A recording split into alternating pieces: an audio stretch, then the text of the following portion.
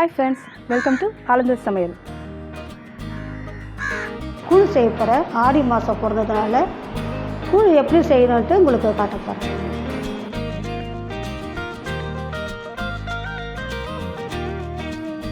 இப்போ கூழ் செய்யறதுக்கு நம்ம முன்னாலே நம்ம மாவு கரைச்சி வைக்கிறோம். அப்போ தான் மாவு நல்லா புளிச்சிருக்கும். மறுநாளே அதை நம்ம காசணும்.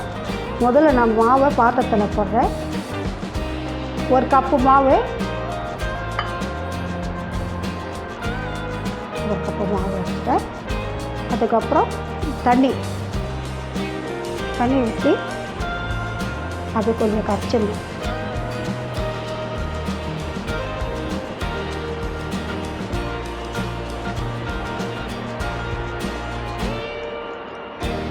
நல்லா கட்டிலாம் இல்லாமல் நல்லா கரைக்கணும்.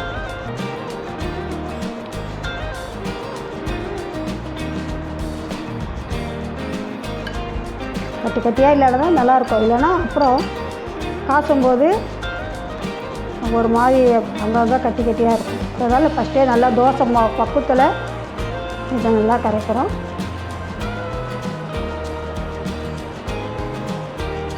அவ்வளோதான். இந்த மாவு இது அப்படியே நம்ம புளிக்க வச்சிடலாம். மறுநாள் நம்ம காசலாம். ஒரு கப்பு இப்போ ராகி மாவுக்கு 150 நொய் அதை நான் ஊற வைக்க போகிறேன். தண்ணியில் போட்டு ஊற வச்சிடணும். நல்லா கழுவிட்டு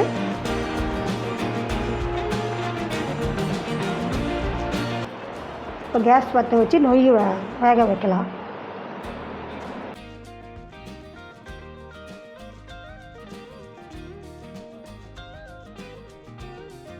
இப்போ கேஸ் பற்ற வச்சு நொய் வேக வைக்கலாம்.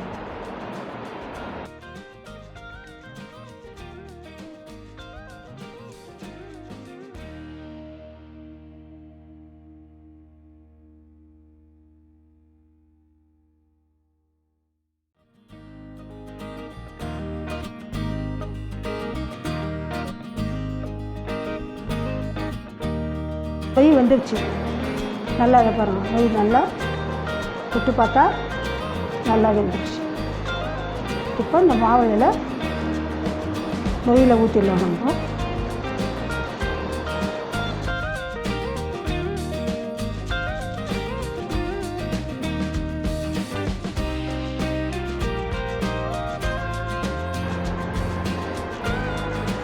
நல்லா மாவு கலரியே விடணும். அது விடக்கூடாது. நல்லா கட்டியாக இருக்கும். அதெல்லாம் உடச்சி விட்டோன்னு கொஞ்சம் உப்பு போடணும். உப்பு சேர்க்குறேன்.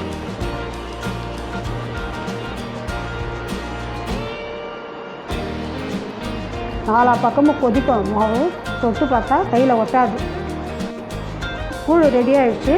இப்போ கேஸ் ஆஃப் பண்ணிவிட்டு இப்போ அடுத்தது நம்ம கூழ் எப்படி கரைச்சி சாப்பிட்றது உங்களுக்கு சொல்கிறேன். நான் இப்போ கூழ் ரெடி ஆகிடுச்சு. கூழ் கரைக்கிறது காட்டுறேன் உங்களுக்கு.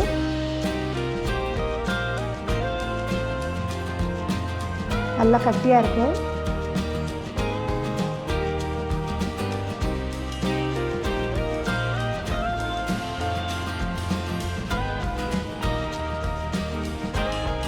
கொஞ்சம் தண்ணி போட்டு கொஞ்சம் ஏற்கனவே உப்பு போட்டுட்டோம்.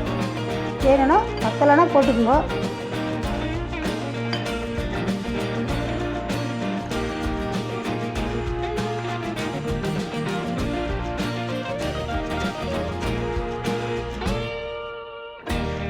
சரியாக இருக்குது. இப்போ நம்ம தயிர், வெங்காயம் இதில் கலக்கலாம்.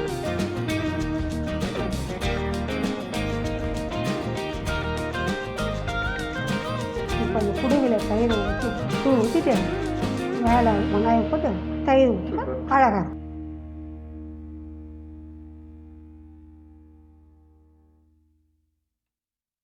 இந்த வீடியோ பார்த்துருப்பீங்க. இதை நீங்கள் வீட்டில் ட்ரை பண்ணி பார்த்து உங்கள் ஃபீட்பேக்கை எனக்கு கமெண்ட்டில் சொல்லுங்கள். இந்த வீடியோ உங்களுக்கு பிடிச்சிருந்ததுன்னா லைக் பண்ணுங்கள், ஷேர் பண்ணுங்கள், சப்ஸ்கிரைப் பண்ணுங்கள். நன்றி.